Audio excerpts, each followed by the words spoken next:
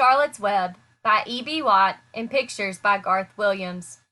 Chapter 20 The Hour of Triumph. Special announcement, said the loudspeaker in a pompous voice. The management of the fair takes great pleasure in presenting Mr. Homer L. Zuckerman and his famous pig.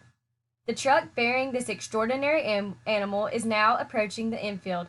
Kindly stand back and give the truck room to proceed. In a few moments the pig will be unloaded in the special judging ring in front of the grandstand, where a special award will be made. Will the crowd please make way and let the truck pass? Thank you. Wilbur trembled when he heard this speech. He felt happy but dizzy. The truck crept along slowly in low speed.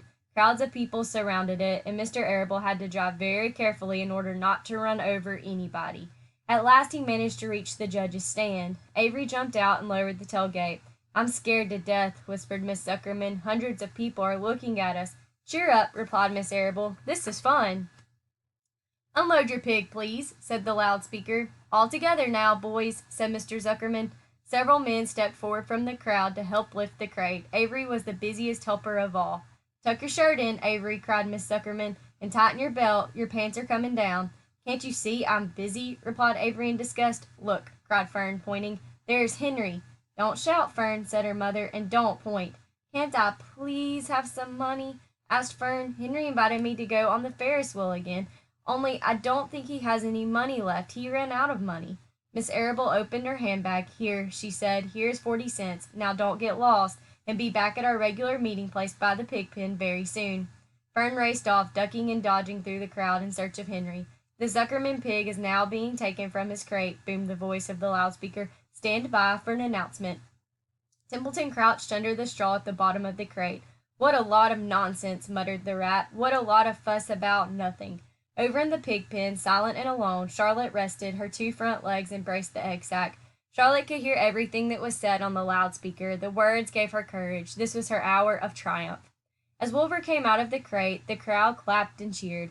Mr. Zuckerman took off his cap and bowed. Lurvy pulled his big handkerchief from his pocket and wiped the sweat from the back of his neck. Avery knelt in the dirt by Wilbur's side, busily stroking him and showing off.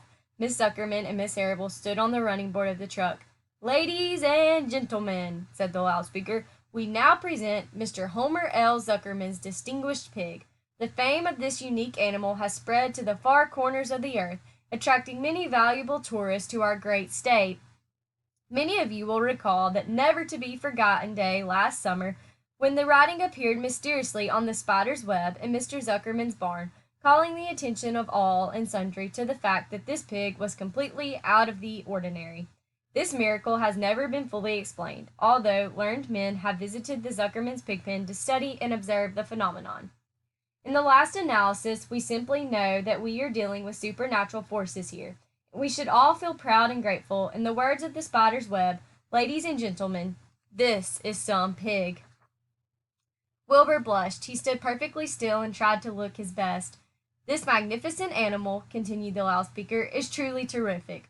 Look at him, ladies and gentlemen. Note the smoothness and whiteness of the coat. Observe the spotless skin, the healthy pink glow of ears and snout.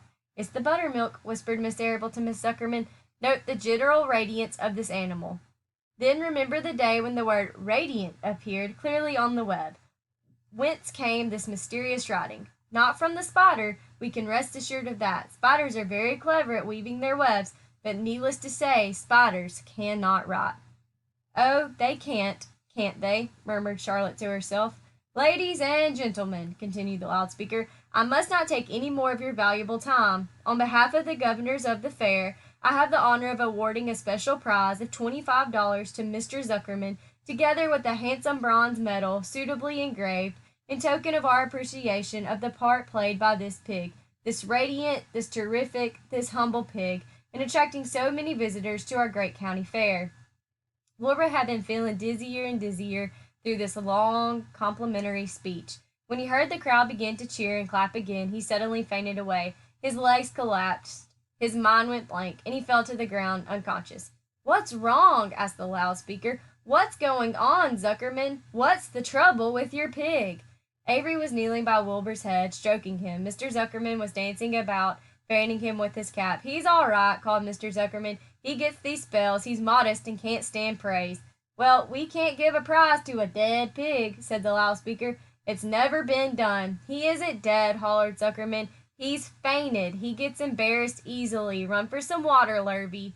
Lurvy sprang from the judge's ring and disappeared. Templeton poked his head from the straw. He noticed that the end of Wilbur's tail was within reach. Templeton grinned. I'll attend to this, he chuckled. He took Wilbur's tail in his mouth and bit it, just as hard as he could bite. The pain revived Wilbur in a flash. He was back on his feet. Ouch! He screamed. Hooray! Yelled the crowd. He's up! The pig's up! Good work, Zuckerman. That's some pig! Everyone was delighted. Mr. Zuckerman was the most pleased of all. He sighed with relief. Nobody had seen Templeton. The rat had done his work well. And now one of the judges climbed into the ring with the prizes. He handed Mr. Zuckerman 2 $10 bills and a $5 bill. Then he tied the medal around Wilbur's neck. Then he shook hands with Mr. Zuckerman while Wilbur blushed. Avery put out his hand and the judge shook hands with him too. The crowd cheered. A photographer took Wilbur's picture. A great feeling of happiness swept over the Zuckermans and the Arables. This was the greatest moment in Mr. Zuckerman's life. It is deeply satisfying to win a prize in front of a lot of people. As Wilbur was being shoved back into the crate, Lurvy came charging through the crowd carrying a pail of water. His eyes had a wild look. Without hesitating a second, he dashed the water at Wilbur. In his excitement, he missed his aim, and the water splashed all over Mr. Zuckerman and Avery. They got soaking wet. For goodness sake, bellowed Mr. Zuckerman, who was really drenched. What ails you, Lurvy? Can't you see the pig is all right? You asked for water, said Lurvy meekly. I didn't ask for a shower, Beth, said Mr. Zuckerman. The crowd roared with laughter. Finally, Mr. Zuckerman had to laugh too, and of course Avery was tickled to find himself so wet, and he immediately started to act like a clown. He pretended he was taking a shower bath. He made faces and danced around and rubbed imaginary soap under his armpits. Then he dried himself with an imaginary towel. Avery, stop it, cried his mother. Stop showing off.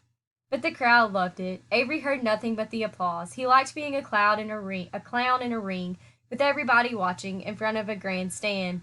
When he discovered there was still a little water left in the bottom of the pail, he raised the pail high in the air and dumped the water on himself and made faces. The children in the grandstand screamed with appreciation. At last things calmed down. Wilbur was loaded into the truck. Avery was led from the ring by his mother and placed on the seat of the truck to dry off. The truck, driven by Mr. Arable, crawled slowly back to the pig pen. Avery's wet trousers made a big wet spot on the seat.